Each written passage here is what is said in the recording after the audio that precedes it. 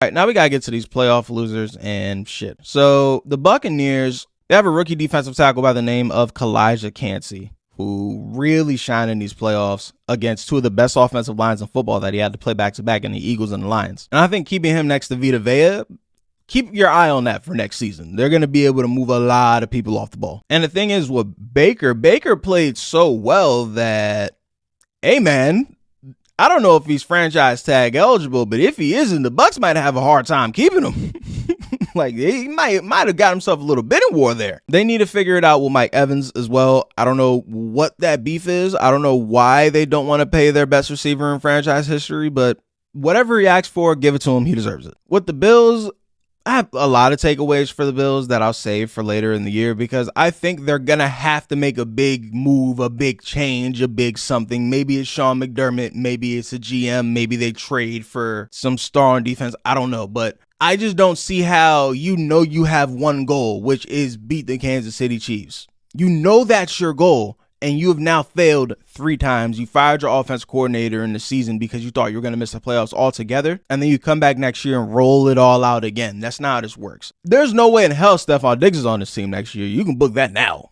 But I will say, I do have to make this point.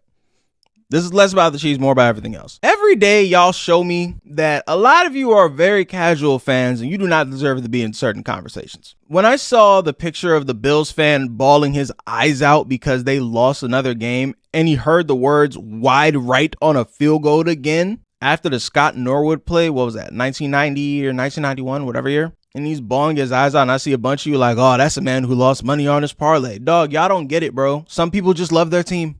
Some people are just really passionate about their teams, bro. When I see the helmet catch from David Tyree, I still feel like that 11-year-old boy that bawled his eyes out that night. That shit stays with you, bro. The Lions fans crying their ass off when they got their first playoff win since the 1991 year. And when they were bawling their eyes out again because they're going to the NFC Championship this year. People making jokes about it, bro. You don't get it. You don't get it. You're not that passionate of a fan. You're not a real fan. And that's okay. But stay out this conversation because this ain't for you. All right, with the Packers and the Texans, I can group them both together, and this is why. You know you have a guy. You know you have a quarterback. You are in rarefied air. You have a quarterback. You have a coach. The biggest myth in the world is a championship window. I can give you a couple examples right now. Legion of Boom Seahawks. They won a Super Bowl. They're all young. You're like, shit, this could be the next dynasty to challenge the Patriots. They lost to the Patriots the next year. Malcolm Butler played. The team broke after that. Never the same again. The Joe Burrow Bengals. They make it to a Super Bowl, beat the Chiefs.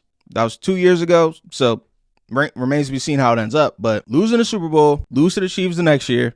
Joe Burrow gets hurt at the top of the year. He now is on a big contract. They're going to be in cap hell. T. Higgins might leave in the offseason. They also have to pay Jamar Chase. You don't know who else they're going to lose in the process. Josh Allen and the Bills. We just talked about it. They've been bumping their head on the ceiling this whole time, and they have one of the most talented quarterbacks we've ever seen and one of the 3 to 5 best quarterbacks in the league. You would think they have a championship window, but they got some guys in front of them, and they have to make moves to strike so they can improve. You guys are in a position right now where quarterbacks are on cheap enough contracts where you don't have to wait. The time to strike is now. Don't wait. Now. If you're the Packers, you just saw that Jordan Love can go toe-to-toe with Dak Prescott, and we talked all year long about how much of a juggernaut the 49ers are. Outside of those 2 egregious picks, Jordan Love was carving them boys up. So the 2 best teams in your conference. 3 best because he beat the Lions on Thanksgiving. You've seen Jordan Love do them dirty. You know your guy can do it.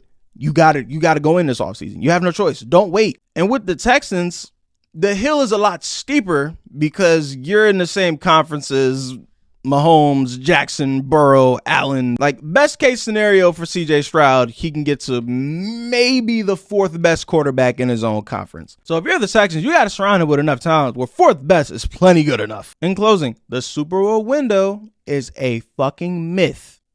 Don't get caught up in that. Strike now, or in 5 years, we could be looking at y'all and saying, damn, remember how promising the Packers and Texans were? It's a damn shame